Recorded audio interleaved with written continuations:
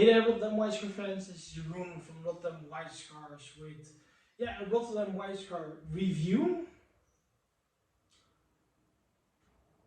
Today I'm going to review the German national for Song of Ice and Fire I've been to now 2 weeks ago at the time of the recording. I've asked to mention a few of the guys, so my opponents, the ones that played everything over there, and there are no problems with it. So herefore, let's do that, because I also promised to everyone out there to make this video. So today we're here in our Rotterdam White Scar YouTube studio.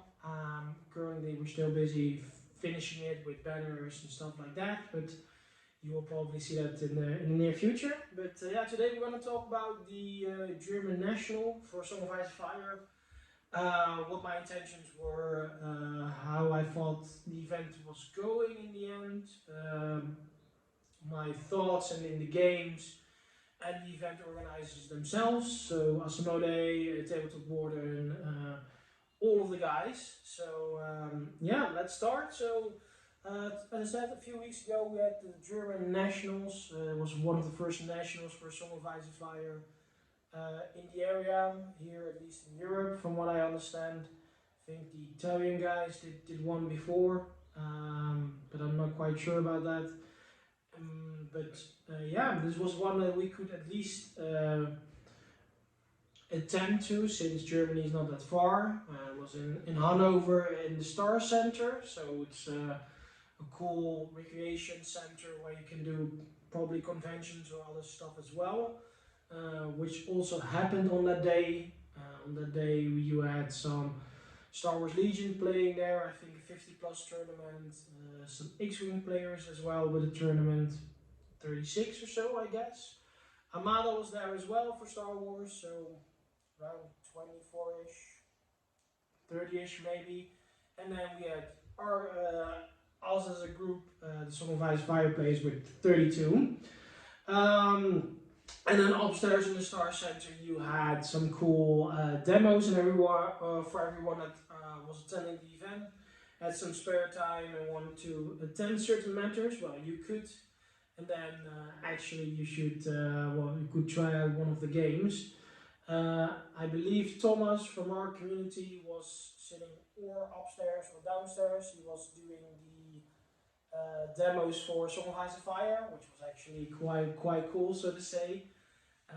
So yeah, so my journey towards it was pretty rough though. It was 6-hour travel, but unfortunately due to circumstances with a train it always gets longer and longer. So I think eventually I did 8 hours or so over the true destination, or to get to my hotel at least.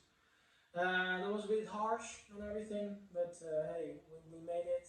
Unfortunately I was a bit too late, because I wanted to record for our channel with some of the German guys over there to make certain battle reports or anything like it, since I wasn't allowed by Asmodee to record on the event itself, and that was due to some miscommunication and not knowing that I should have done that before.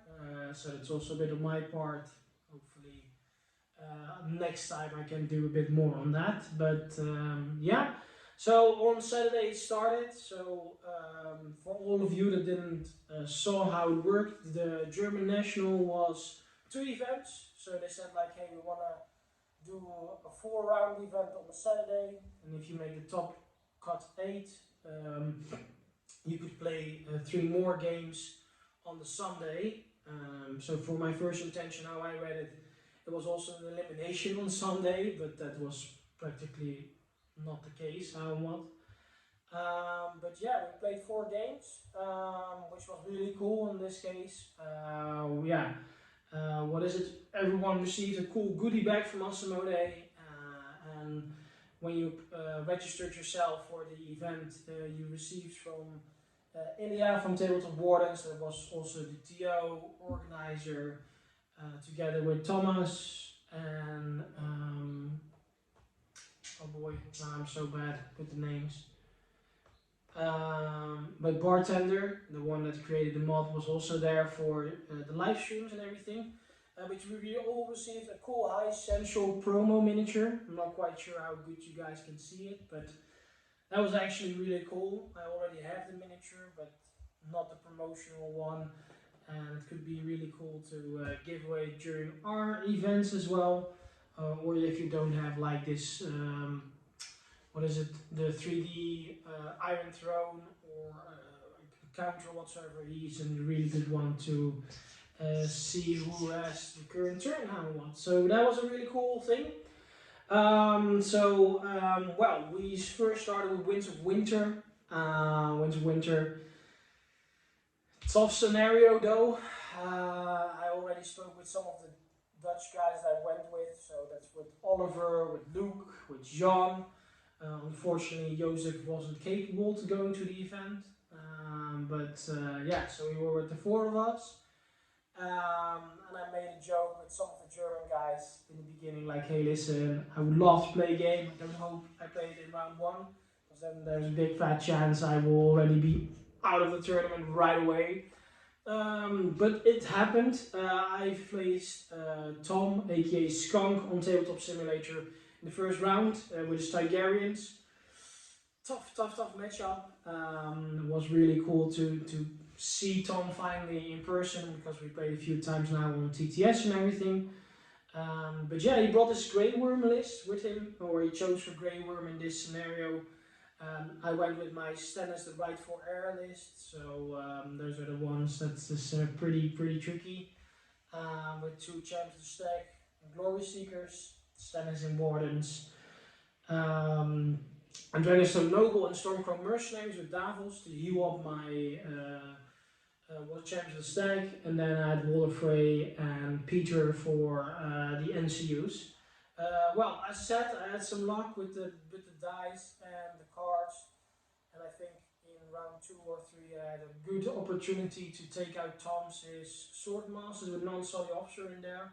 So together with some combinations I had with the cards of Stannis in my hand, I could take out the Swordmasters and the non-solid officer and take away 2 activations from him, which gave me a bit of a lead. At some point Tom also moved on the side of the table to try and prevent me from scoring and everything, and also to move at a certain point towards my Stormcrow Mercenaries, because he saw that those were actually a really big problem.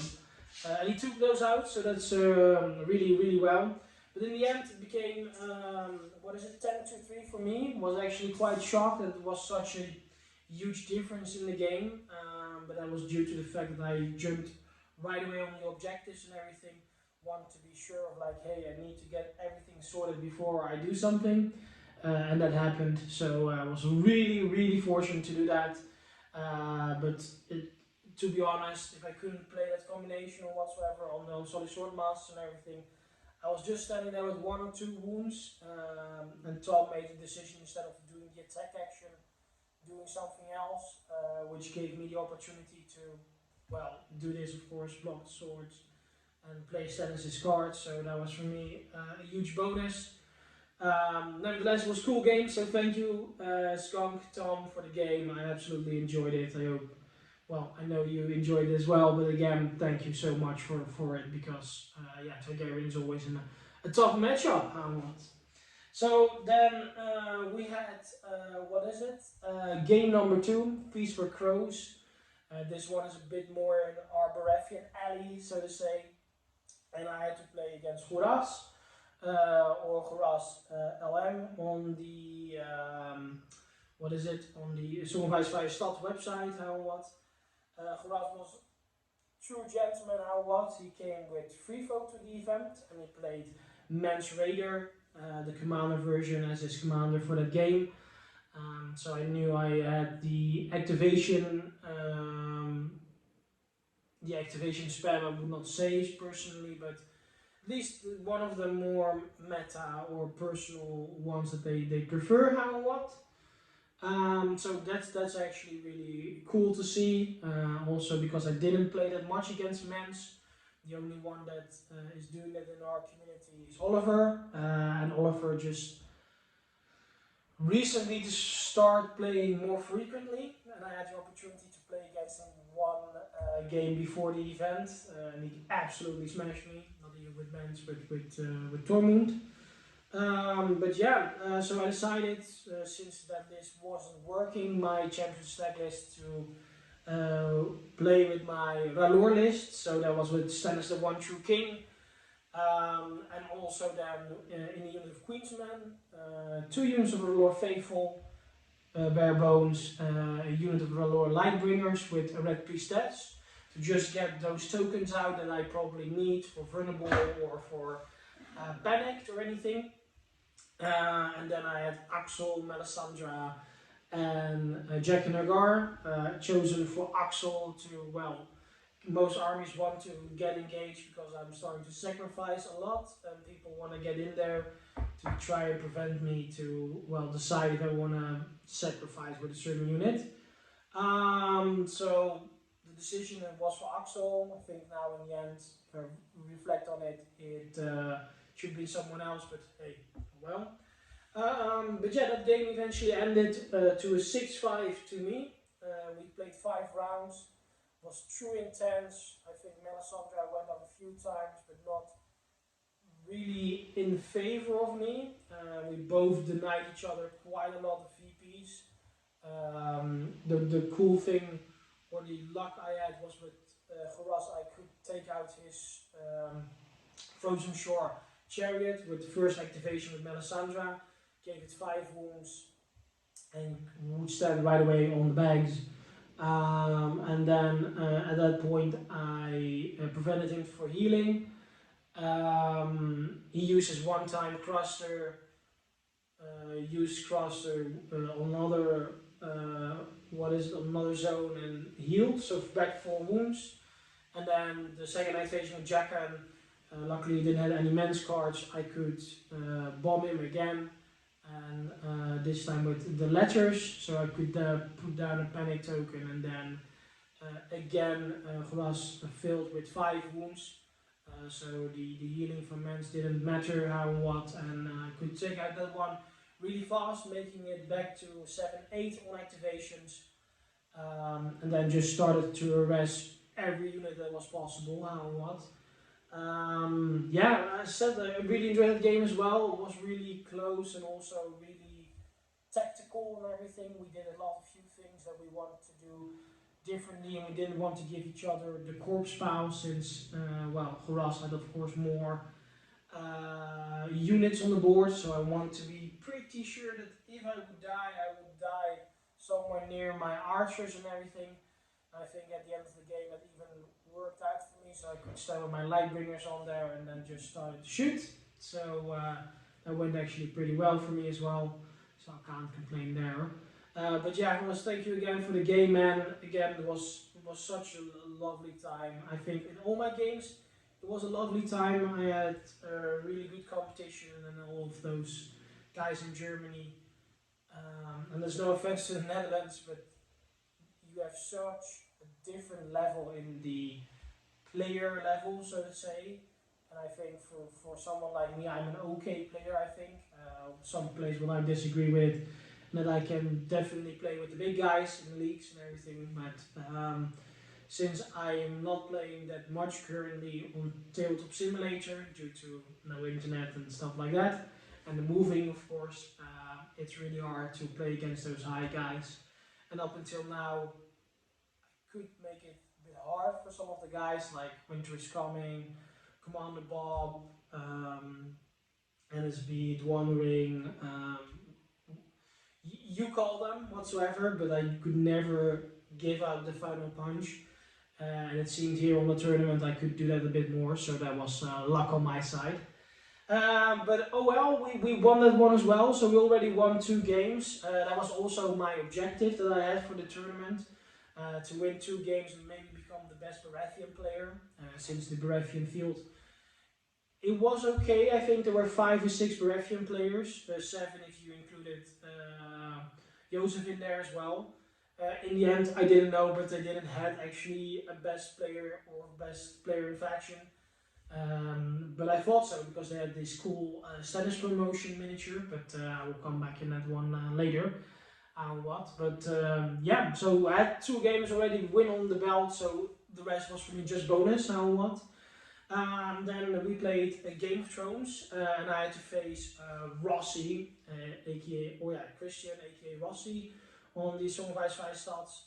And Christian had, of course, the infamous C list that me and Neil quite often play as well here in the Netherlands with Randy and Stannis. So double champion stack with Glory Seekers, and then something with as well. In this case, Christian played the Randy side with Courtney, so just to get counterplots and a few of Courtney's amazing cards. So he played Courtney and Wardens. Let's see what we have more. He had then double champion stagger Glory Seeker, and he had then the option to get the 3rd cavalry in there as well. And those were the Bolt and Flame Men with a Glory Seeker. So we had 3 units that could heal themselves up in like this sort of triangle. We spoke about this many times on battle reports and everything, so we don't want to go into detail with that. He had also Walder Frey and Alistair Florent, so it was also Walder Frey face-off. Who would take the throne at that pace, because Walder has this cool ability that even when he is last, if he goes on the crown, you will become first player once again. So especially in your own turn, if your opponent isn't paying attention onto it, you can get a double turn which is really strong. And Christian also had Alistair Florent in there. Alistair, an NCU that you don't see that often, but works really well for what the mechanic needs to do, because Alistair can claim the zone, then he can swap the zones with any other enemy NCU so he could prevent me getting letters or crowns, which of course are the 2 zones that are triggering the most of the Baratheon cards, and get them for himself, so he could take on Baratheon Justice, Conviction, Iris the Fury, etc. So Christian had, I think, in my opinion, the best Baratheon list with him, and I was really scared because if I wanted to do the matchup, because of course this became a mirror match, my R'hllor list would have been stomped away quite hard if I would have went into the other one, especially with Game of Thrones, because I need to break off. Also for both our lists, if we break off, we can't get into the 12-inch for our Glory Seekers. So at some point when I knew like, hey, if Christian is going to commit on one side, we're going to play the game there. He decided to break up a bit to get more points even there, and I got an early lead in there. Also with some fine playing of tactical positioning and everything. At some point Christian had me and said like, hey listen, no matter what's going to happen, you can't move away here anymore. Because I almost killed the Flayed Men but they regrouped and they healed back up so much and everything. And how he positioned himself, I couldn't attack them with the 2nd unit of Champion Stack I had there as well. And they couldn't come around and take on the 2nd Champion Stack unit. So defeat was very there but at some point in the game, Christian moved back with 1 unit, which gave me the opportunity to move my unit or pivot them in a way that I had some more accessibility again to get to the Flayed Men and then I could charge in onto the Flayed Men. Exploded quite a lot with critical blow and everything. I think I did them 11 hits or something like that, and Christian filled quite a lot of saves on there. And then the moment came that he was standing on 2 wounds or so, or 3 wounds, I'm not quite sure anymore, and a panic token. He was also vulnerable due to an early Baratheon Justice from my side. And then the panic came on the Flayed Men. So first time he just passed it with a 1 and a 6 because we also were near a corpse pile, and I said like, hey listen mate, and he also had on the D3 a 2, 2 or 3. Said like, well, you reroll this die, if you fill this one, you lose your Flayed Man, and you will lose another activation, which brings me into the favor of probably winning this game. And Christian there rolled the 6 once again, which was really awesome to see, of course, a bit sad for me, but hey, I could respect it in that way. And then from that point on, Christian became first player in that turn, and he healed so much up again that I couldn't get the Flame Man eventually down on what. However, in that start of the round, I played my tactical approach. Christian, of course, had counterspot waiting ready for me, and he had the luck, or I had the luck at least, that he rolled a 1. He didn't have a crown whatsoever, so that was actually really good. And then yeah, during to the end of the game, Christian kept highing up with the points. I think I walked 2 or 3 behind or so. But then I got the opportunity again to charge the Flayed Man with 2 double attacks and the tokens and everything. I did 6 auto wounds with tactical approach from Stannis, and eventually could take out the Flayed Man, which gave me the activation advantage as well. Made the gap a bit smaller and could position myself into the objectives to become 1 point or equal already in turn 4 or 5. And then we played the last round pretty fast to see what would happen. But eventually the game ended in 11-11. But since I destroyed 1 unit and Christian didn't destroy anything, because at some point I retreated my Stormcrow mercenaries, and I had the luck of making my panic checks on them, I could heal them up again, so there was no chance whatsoever that he could kill them unless he would have moved off the objective, but then he would have lost with 1 point, so he decided to stand on the objective. And yeah, in the last round I could score 3 more points, he 2 points, so it became an 11-11 at that point. So as I said, it was a really, really close game, but since I destroyed a unit on the table and I had more units than on the table, the victory went towards me. We recounted a few bit things, but in the end it was 11-11. Want to thank Christian for this awesome mirror match. I think mirror matches are always terrible, especially if you have like the same list somewhat. It's absolutely ridiculous. I played this mirror match many times off camera with Neil, and I know how dangerous it is. So, and well, props to you, man. I think you played the list fantastically, especially with the moving and everything. So yeah, that was flabbergasted, how and what. So then we come to the last game, how and what. I played, or had the opportunity to play against Dennis, aka Timberwolf. He played with his Free Folk. We played the Clash of Kings, so this was the mission that you could score more points on the leader, how and what. I knew for sure that he would take the men's list, because Dennis had at that point, the steer list and the men's list, and I knew for certain that he wanted to go into the men's list, because I would never reach men's for this scenario to get him off. However, since I saw that there was no giant whatsoever, I wanted to play safe, because you could also score points on the objectives. So I went again with the Stannis the White Scar list, so the 2 champions stack Wardens with Stannis, Stramestone Noble, and Davos in Stormcloaks. I made a decision right away, instead of waiting on him, just to go balls to the wall, just move forward, all move up, and try to take as many points as possible. Which gave me the opportunity to get with Stannis on the objective really early on and everything. So that was amazing. That was actually also amazed, because due to that, since it's such a tough game and we played on table 2, on the other side we had the streaming table, and on that one Gabriel Gabo was playing against Larks for the number 1 and number 2 spot probably. And at time for that, we and Dennis knew like, hey listen, we would probably have both a top cut 8 place, because we won 3 games. But we should be careful not losing this one much, so we played really safe, really secure and everything. And yeah, we played three rounds, if I'm correcting how what. He had a mammoth with him. It's the first time facing a mammoth, and mammoth was ridiculous. If I would have known a bit better how mammoth would work, I would have played him a bit differently, how what. But hey, you win some, you lose some. But in the end, I won with 6-3, and that was due pure to the fact that with Clash of Kings, of course, you can still double score the points with your commander, and I just put up round 1 Stennis in the middle, protected by 2 champion stack units on both sides, and the Dragonstone Noble and Davos just to get him healing up and everything.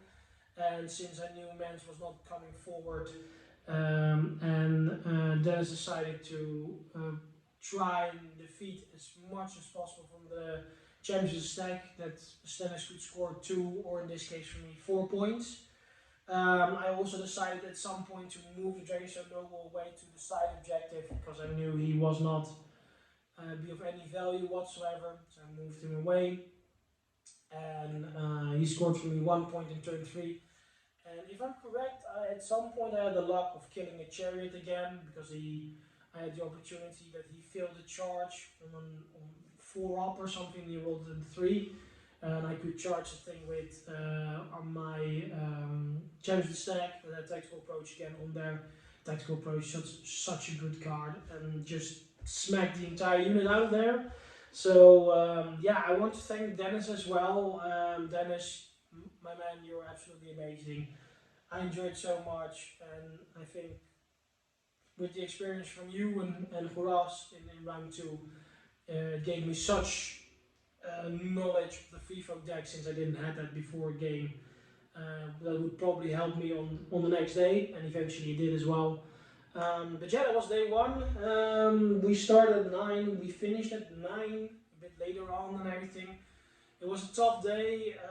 Luckily we had a good time of breaks in between there. It was a bit tough because, yeah, well, since we were not the only tournament, it was really busy with the restaurants and everything. But yeah, it was all luckily all manageable. Luckily you could also drink something at the Star Center and take a small bite, so that was also really cool. Especially with some of the guys that were walking there. They were so into our game that they just keep on coming back towards our tables and everything. So yeah, and day number 1, yeah, eventually in the end I became second, so I won all my 4 games, which was absolutely overperforming. I was actually really stunned that that happened. But yeah, I became in second because Daniel Larks, who was of course the favorite to win the German national, won also his 4 games, so he won the game against Gabriel Gabo in the end as well. With his Night Watch, but he had much more tournament points, and these, if you have minor victories or major victories, you also have this sort of secondary points, and in that one you also had 5 more points than me, so it's no shame at all. But yeah, I won this crown, which is really cool. I have never thought in my wild life. I made a funny joke towards Neil and a few of the Dutch players, like, hey, listen, I will try and get these crowns. It is a randomly crown though, but hey, it is on the head of a stack, so hey, I'm quite happy. And this also gave me the knowledge of, like, hey, listen, I'm more than an okay player. I know what to do with Baratheon and everything. So that was really cool. We also had some cool things, because I think in game 2 or so, Luke had to play against Oliver.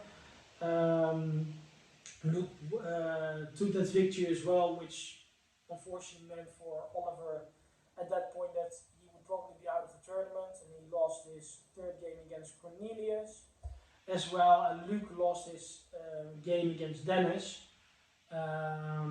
which was also amazing in a way for Dennis, because I think if you look to his list, his neutrals, first off, neutrals doing so well is of course special, but I knew that Luke could do it, since he's one of those players that knows how the faction works. But what I thought was really cool was the fact that yeah, Dennis could actually hold himself up, and because Luke is playing with Roos, Toothbolt, and Flakeman, Ramsey and everything, so he can do so much panic damage. And since we had the scenario for Game of Thrones, of course he had the activation, so that's a bit tougher for Luke.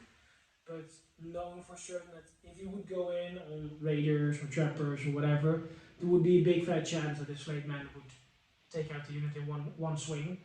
But yeah, Luke came in third, so two Dutchies in the top three. Whoever thought that, that was actually quite amazed. And yeah, I will also showcase you now, guys, a photo. It's a photo made by one of the guys on the event itself. Again, it was really cool. However, I think 4 games on one day is quite tough. I'm playing different kind of systems as well, like Middle Earth, 40k, stuff like that. I also organize a lot of tournaments, so for Sigmar, Song, and Middle Earth currently, and I see how long a game could take. And 4 games, we were all, I think, for most of the players, were completely toasted and everything. Of course, well, Ilya and Thomas needed to do 4 rounds because that later on became knowledgeable that hey, with 4 rounds you know you have a decisive winner. And also Asmodee decided to set up a few rules for all the tournaments to make sort of top cut 8 with elimination or normal and a normal tournament. But yeah, so that was day one. Back to the hotel. We wanted to take a few. We wanted to take some few beers and there was some food. Fortunately, around that time it was 10 o'clock-ish. Everyone was really tired. And unfortunately, Sean and Oliver decided to return away towards home because, well, they didn't have anything else more. They were both eliminated and they wanted to go home. So, all understandable. So it was just me and Luke for day number 2. Up until that point, all the guys that didn't came into the top 8, they received, or they could choose a cool goodie like a promo mini, friendly, Stennis, dice bags, these range rulers from the Kickstarter. So there was so much support from Asmodee and CMON and everything. So I think Asmodee in this case did most of the prize support. So that was fabulous to see, absolutely amazing, because each and every player got something. You also had like this first promotion set with 2 characters in there. I think it's Lannister captain. No, it's the other one. But that one, and then the Star captain as well. So and everyone received something really nice, which is in that case fantastic. You go away at least with a really good feeling because you had this sensual miniature and then another cool prize that was available. And we as top 8 we would receive another prize on the day after. So yeah, with a very short night, still all the vibes and enthusiasm in my body, we went into day number 2 and I had the opportunity to play all my 3 games on stream. So first off, I'm not afraid for stream doing this kind of stuff and other methods as well, which is amazing, of course. But I think I played more over there now than at my own channel currently in the last Summonizer Fire games. Want to do a few more, of course, but hey, it was really cool. And yeah, all the top cut 8 players have been resetted again for day number 2, so all your previous wins didn't matter whatsoever. And I had, the first round was with Owned Already. I had the opportunity to face Gabo, so Gabriel that played the day before against Larks on table number 1. Towards the event, I spoke with Luke and we both said like, hey, listen, in Owned Already, it's going to be quite a tough time. We probably want to avoid Larks if possible, because I think with this scenario as well, it's really tough to win a certain matchup against him. Luckily for me, I didn't draw him. Bad thing for Luke, he draw Larks in that game. Nevertheless, I had Gabo, which is also a really good competitor with Night's Watch. He knows exactly what he wants to do. He had 2 lists with him, one anti-Baratheon armor list and one normal list with Ranger Hunters and stuff like that. And Gabo eventually decided to play with that one. It was actually quite shocking for me because I thought the other one would have been better. And in the end, we spoke a bit of this on the stream as well. and in person he said as well, like, hey, I should have gone with my gut feeling and just play with the other one, but hey, I thought this one would do better. So yeah, he played with the other one. In the end, the game came to a point. If you want to watch the game, I will put down some links here in the description below. They are now on the Tabletop Warden YouTube channel for that. They have some German commentary from Bartender, and depends from game to game from another player, because the other players had some opportunities to play behind us on, well, their own scenarios. I think Ilya brought a scenario as well that the Tabletop Boarding guys made themselves, like for first a team deathmatch and then a free-for-all at some certain point, which is also really cool. Really like it if the communities want to recreate certain matters in that way. So it was also nice to hear, and a lot of people just played some games. It was also actually my intention to just go back on the second day, watch some of the main games, and then, well, probably record a few with some of the German guys, because Horace and a few others asked me as well, like, hey, maybe my level is not high enough or whatsoever, but I would love to record for your channel. Which at that point I said, like, hey, listen, doesn't matter. You can always record for us, because it's not an important matter for us. But yeah, you can watch that battle report in full detail on there. As I said, it's with German commentary, so it can be a bit rough how and what.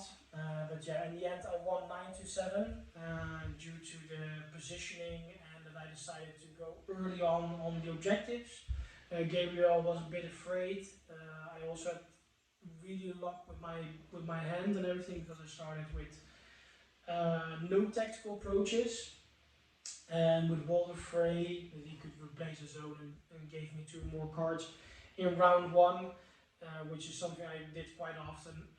Gave me both tactical approaches, so I knew for turn 2 and turn 3 I would be fine. There are no counter cards whatsoever for Night's Watch to do. So yeah, I put them on my champion stack, and I decided in that one to do it on Stannis, because Stannis was competing in the middle for objectives and everything. And knowing that he does 3 flat damage is absolutely amazing how and what. And people won't harass him that quite often then, in that case. And the other one was on the champion stack that were on the objective already, knowing for sure that Gabriel didn't want to move his miniatures forward towards the champion stack and contest the one. In the end, in the game, somewhere it went completely wrong. I did a few misplays, or maybe 1 or 2, and Gabriel reacted really well on that one. But yeah, as I said, I'm not going to go full into detail. You can watch that one on the Tabletop Warden YouTube channel. So yeah, it was a victory again. So that's now 5 victories. At that point, I was like, I have no idea what I'm doing actually. I think it's the tactics cards, and at the right time exploding really well with my Knights of the Champions of the Stack.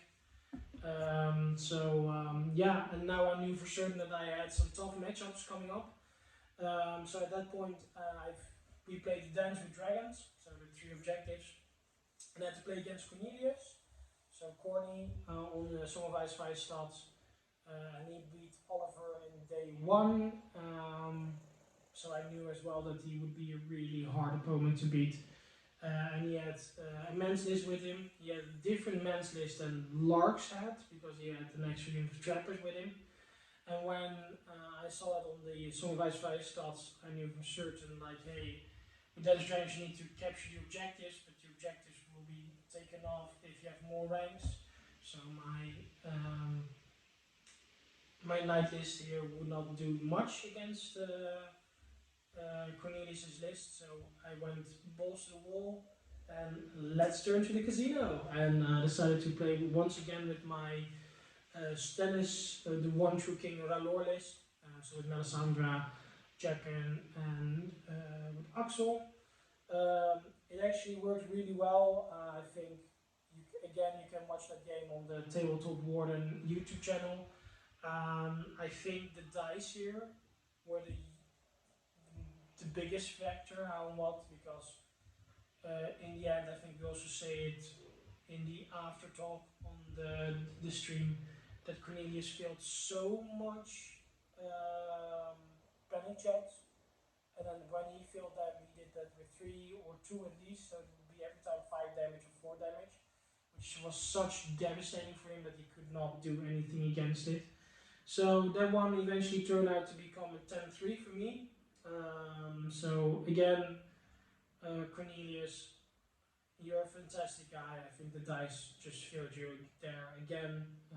We spoke about this many times, but I would love to have a rematch in the near future because I think you still belong and had a fantastic / good list. So let's try it again with hopefully more average dice. So, and then we came to the point. At that point I was 6-0. I never thought in my wildest dreams I would go 6-0.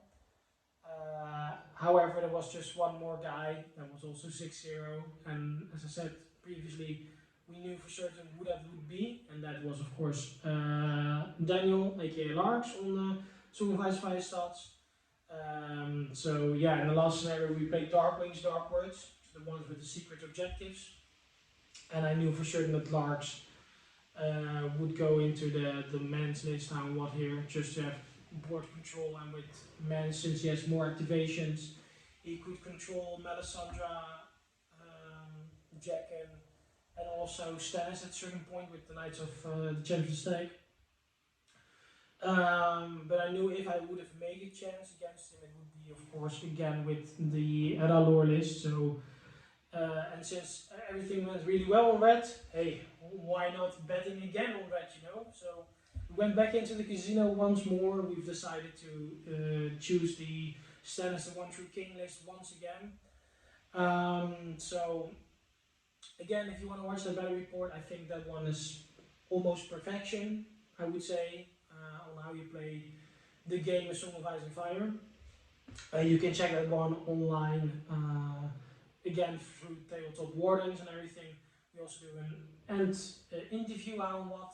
But in the end, with all the cards, I think we went almost 2-3 times through the deck.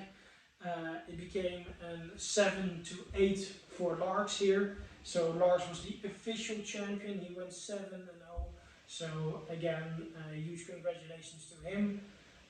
It was for me absolutely amazing, an honor to play against him, because not because his ELO ranking is so high, but his intelligence on how the game works, how certain factions are working, the use of tactic cards, and the mission against your opponent.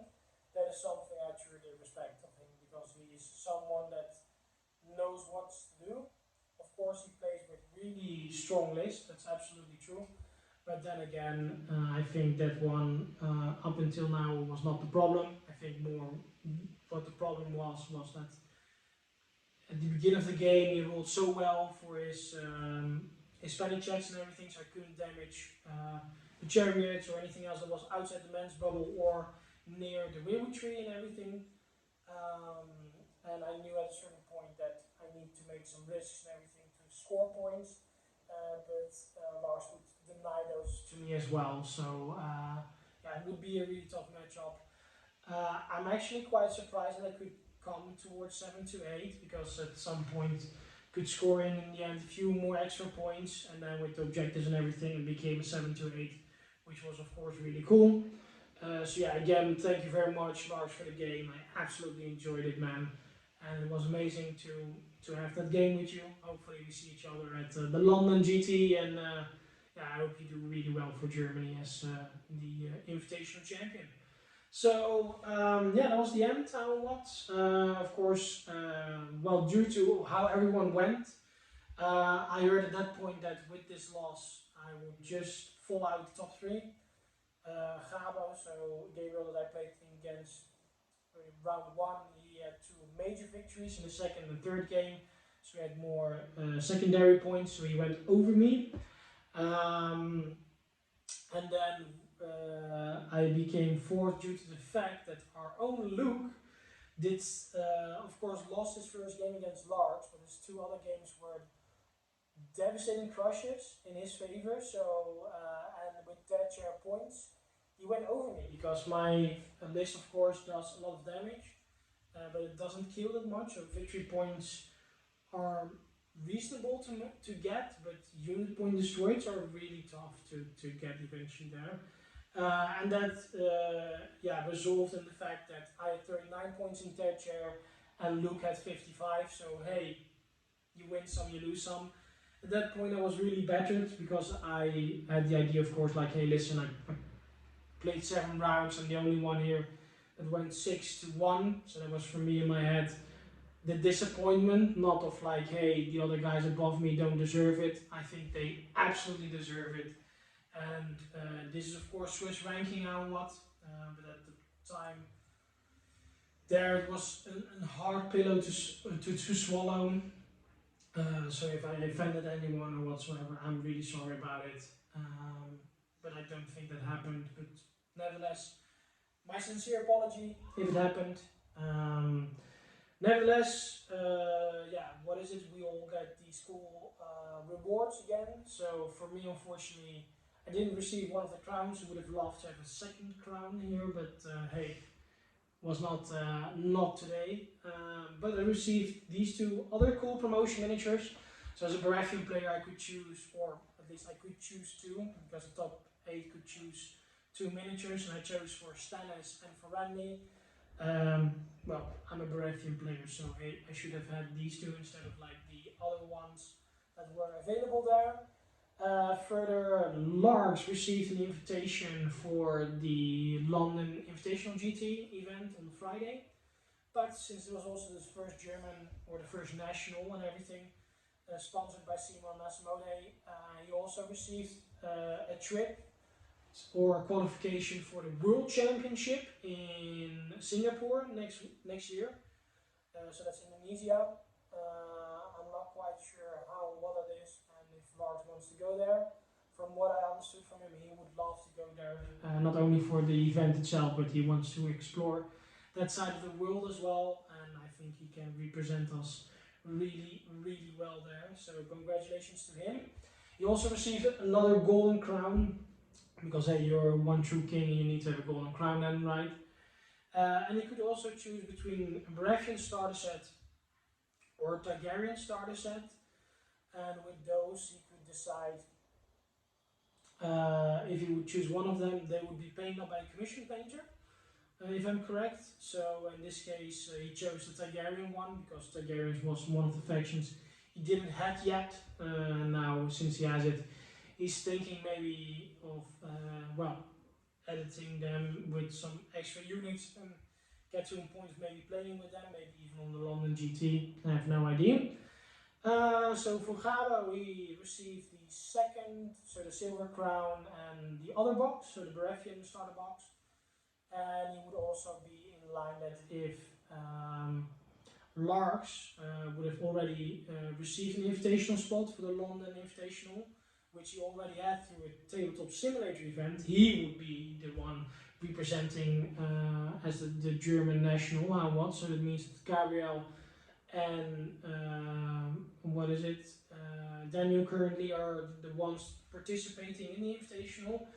If for some reason Gabo decides not to go due to circumstance or anything else, this prize will go to Luke, who will receive his second bronze crown and of course for the third spot. So that was also cool, really extra for him, because I know Luke is going with me and a few of the other Dutch guys towards the London GT. So that would be stoked for him, I think. So yeah, and that was the event. Again, we started at 9, played up until 6 or maybe even a bit later, because at the end we decided to make the round a bit better or longer because we wanted to finish up the round. And then most people went already off towards home. I thanked first everyone who was there and cleaned up all my stuff. But my journey started on Monday, really, really early. But eventually we made it back here, and we're now back in the studio. So overall, 6 wins, 1 loss. Definitely not bad. I have overperformed myself far and far, and I think the Baratheons did a fantastic job showcasing to free folk Night's Watch Targaryens that they can play with the meta, or at least the ones that they have a hard time with currently. If you watch the other higher tournaments, I think other factions are also, or can be, a problem for them as well, but they can deal a bit better with them. But with Night's Watch Targaryen and Free Folk, it's always a tough matchup, how and what. So yeah, again, received all these awesome goodies. I want to thank Asmodee for that opportunity and all these prize supports and everything. I think this one comes from Ilya and Tabletop Warren. But yeah, guys, it was absolutely amazing. I think the atmosphere and the number of sportsmanship and how people are, again, with the level of the tactics in the game, so to say, is fantastic. So I absolutely enjoyed that one, and it showcased to me that I still need to up my game a bit more to get more consecutive with the playstyle I have. But yeah, I'm absolutely amazed by it. What I also thought was really cool was that the guys made their own customized tables with the mats and everything. On there was the deployment zone, where the token should be, etc. Which was also fantastic. I think they did it together with someone that's maybe thinking of doing or start to sell them. Now, unfortunately, the placing of the objectives was a bit off track, but hey, those things are happening, and it was not that of importance. And they also had like a fantastic NCU board where you could see what everything was going on, etc. In the end, I would have loved to have one as well, but those were also not for sale. They are just exclusive for Tabletop Warren for now, how and what. But this is something I would definitely love to see in the near future for selling, or well, maybe look into it ourselves. Maybe I absolutely love this sort of nice way of showcasing that. Further, the organization was perfect. Ilya was walking around there, Thomas as well, for TOing and everything. There were a few moments that I had to ask something double just to be clarified on certain matters, but I don't think any other high mistakes were made. So yeah, huge props to that. I think it was really nice to see. Also, thank you very much for Bartender as well for getting me on the stream table, and of course Tabletop Warden and Thomas as well. Playing on there was absolutely an honor as well, showcasing my army off and showcasing that a Baratheon indeed can do such a good hit and everything. I really enjoyed that one.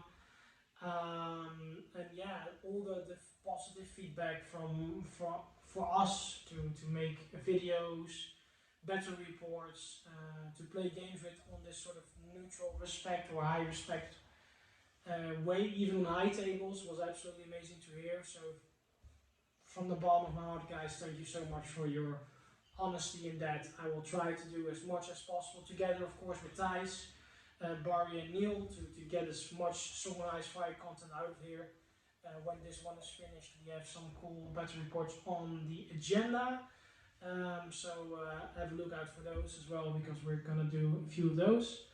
Yeah, the location was good, the food was what you could get there was nice. My negative things of it, but in the end this was not a decision of them, was like for the two separate events. In the end I won 6 games and lost 1, and as I said, that was a bitter pill to swallow, because honestly if it would have been one event, that would have been automatically for me the second place. Now I just fell out of the top 3, but hearing later on, because I didn't watch what is it, Song of Ice Fire Training Ground from the Stads guys, they explained there, or at least Larks and Ilya from Tabletop One, that this was a recommendation, or this need to be done from Asmodee, so this was not something for them. And later on I also thought by myself, and talking with friends like Thijs, Patrick and a few others, like, hey listen, in the end I can only reflect, or should reflect positive onto it, because hey, you became second, you have got an awesome crown, you won 6 games, you've only lost from the one that won the event, and just with 1 VP difference. So hey, who to complain, and in the end they are absolutely right, you should not complain about it whatsoever. So yeah, that was something else. What I also thought or was a bit agitated about was that somewhere during the event my goodie bag was stolen and everything out of my own stuff. Of course it was my own fault, but I would have loved from not the TOs but more from the location to have a bit more security on there. It was closed and under one of the tables, and I heard later on into the event that it happened to multiple other people as well. Also with tokens and dices and stuff like that. So if I have any feedback for them, maybe look into that for next year. If there's maybe an option to put down your items in a safe or these small lockers or anything like it, then you know for certain that everything is safe behind the bars, or at least where you want to have. The dice and the rest is of course the own players' initiative, how and what, so that's up to them. And also, yeah, and that's, I think, again, something they can't help with, but at some point the Star Center got really crowded on Saturday. It was such a warm time, it was really, really harsh to do, and yeah, sweating was, and smelly was everywhere, how and what, let's keep it with that. I tried to do as much deodorant as I could, how and what. But yeah, look, maybe if there is something possible for that, try to do that for the next one as well, or see if there's some air conditioning or maybe more ways of getting the players separately, so that this will not be created that often now. Further, I've actually no negative comments, I can only appraise it. I would also say to everyone that's watching this, please, if you're thinking of doing a huge event, I heard the French are going to do their nationals, the Spanish guys are doing their nationals, and of course the London GT. If you have the possibility of doing one of these big events and everything, please do so, because these are absolutely amazing, and as a player they give you so much more depth into how the community is, but also on how your own player level is. Of course you can do quite a lot on TTS, but I think playing in person is something completely different, and something that Tabletop Simulator can't replace, so to say. So yeah, if you have ever the opportunity to do so, even if you're a beginning player or a player that's average, go to these kind of events, because you will learn a lot, you will gain a lot of experience. You can also do it because I also had a few guys that came just pure for the painting, and they won the painting award and everything. Which is in my favor. I would love to get that as well. So painting my Baratheon army up now, hopefully for the GT to make a chance, because yeah, I got so much lovable credits about my army that I really need to finish both of the lists somewhat. So I'm gonna do my best, guys.